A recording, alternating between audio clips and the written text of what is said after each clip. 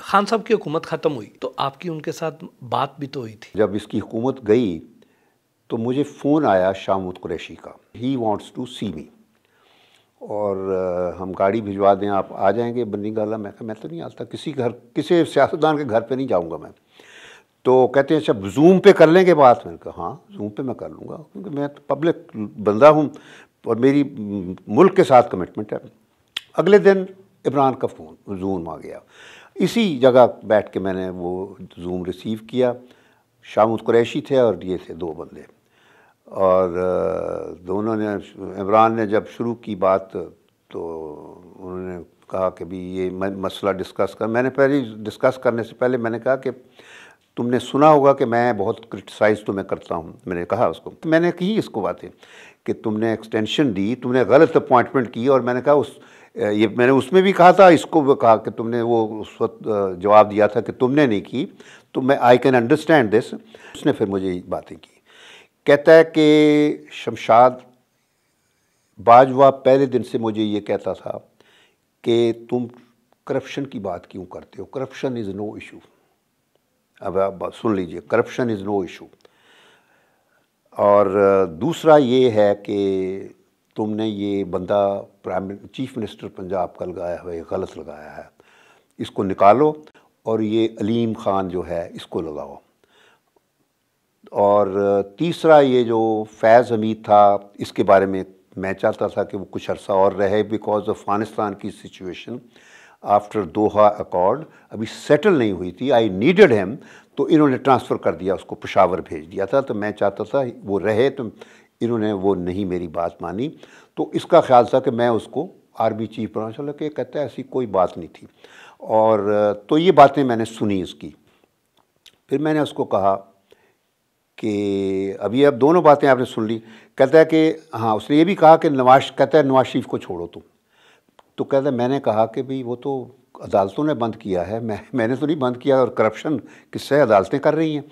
तो कहता है इसने फिर ब्यूरोक्रेसी और डॉक्टरों के साथ मिल के वो क्या जो थे ललीपॉट क्या जो वो क्या जो उसके कम प्लेटलेट्स हैं, प्लेटलेट्स मुझे तो अब चीज़ें भी याद नहीं रहती। प्लेटलेट्स हैं, प्लेटलेट्स कहता है वो करा के उसको भगा दिया। कहते हैं ये बाजवा ने भगाया था उसको, मैंने नहीं भेजा उसको। कहते वो किया था।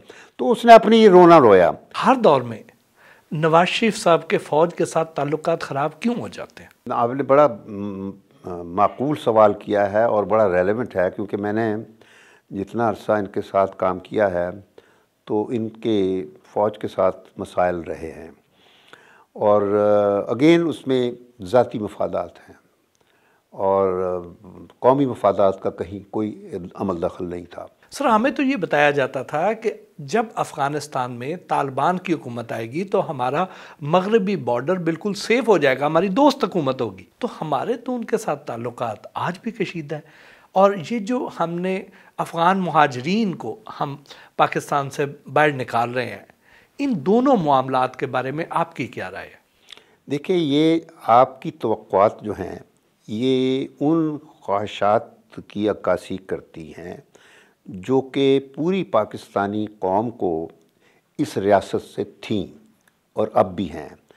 बदकिस्मती ये है कि हमारे जितने भी ख़ारजा पॉलिसी के इश्यूज़ हैं, मसाइल हैं या नाकामियां हैं, वो कोई ना अमेरिका ज़िम्मेदार है, ना इंडिया ज़िम्मेदार है, ना कोई और मुल्क ज़िम्मेदार है, ना अफ़गानिस्तान ज़िम्मेदार है, हम लोग हैं। और कोई रियासत उसकी फ़ॉरेन पॉलिसी किसी शेप में भी नहीं होती अगर वो रियासत अंदरूनी तौर पर हमेशा शोरश, इंस्टेबिलिटी, अदम इस्तेहकाम और गड़बड़, करप्शन का शिकार रहे। तो पाकिस्तान के मसले बाहर का मसला हमारा कोई नहीं है।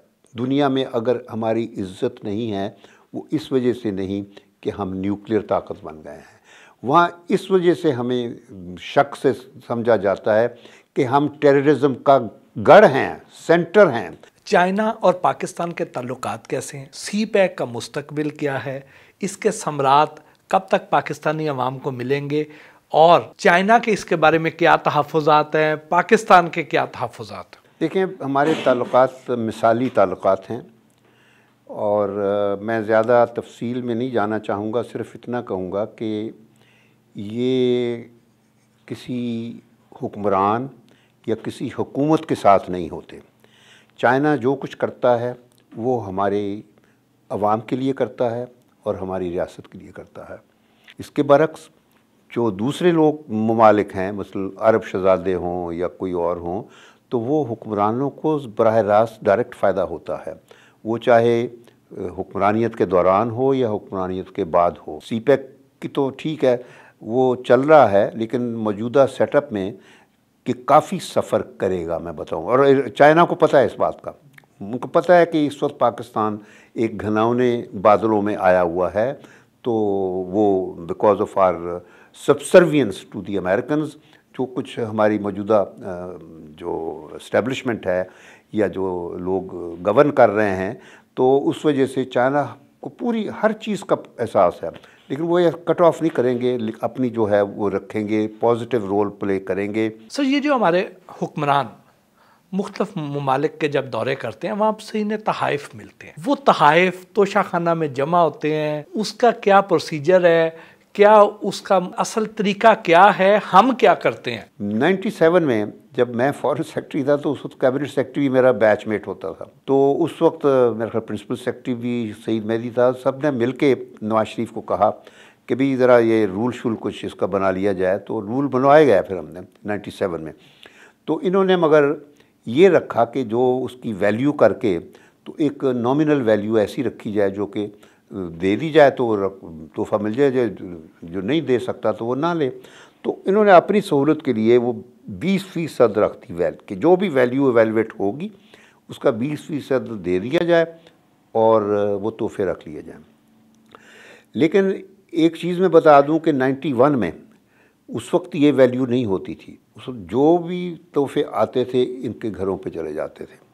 اب یہ جب عمران کا ہوا کہ اس کو کوئی تحفہ ملا گھڑی، تو اس نے پہلا کام یہ کیا کہ اس رول کو موڈیفائی کیا کہ 20% کی بجائے 50% دیا جائے تاکہ پیسے زیادہ ملیں، ورنہ تحفے جو ہیں نا وہ ملتے کسی کو نہ، وہ جو بیوروکریسی ہے وہ کھا جاتی ہے۔ اب اس کو گھڑی مل گئی، وہ سعودی شہزادے کی تھی، تو ظاہر ہے کہ وہ گھڑیاں وہ پہن تو نہیں سکتے نا۔ اب ایک جو چیز میں نے پیسے دے کے لے دی ہے، چاہے کچھ بھی ہو، وہ پھر میری پراپرٹی ہے، میری مرضی ہے، میں چھپڑ میں پھینکنا چاہوں، میں کسی کو تحفہ دے دوں، میں اپنے بچوں کو دے دوں یا میں بیچ دوں، it's my property. This is what he did. اس نے اس کو بیچ کے اپنے گھر کے سامنے سڑک بجائے حکومت سے بجٹ لے کے سرکاری خرچ پر بنوایا، جو کہ ان سب کے گھروں میں ماڈل ٹاؤن اور جاتی عمرہ سب پراپرٹیاں سرکاری خرچ پہ سڑکیں بنتی رہی ہیں، چاہے وہ اسحاق ڈار کا گھر ہو، اس قسم کے کئی کیسز ہیں جہاں سرکاری خرچے پر چیزیں بنتی ہیں، لیکن اس نے یہ نہیں کیا، اس نے سڑک ضرور تھی بنی گالا کے باہر، وہ سڑک بنوا دی۔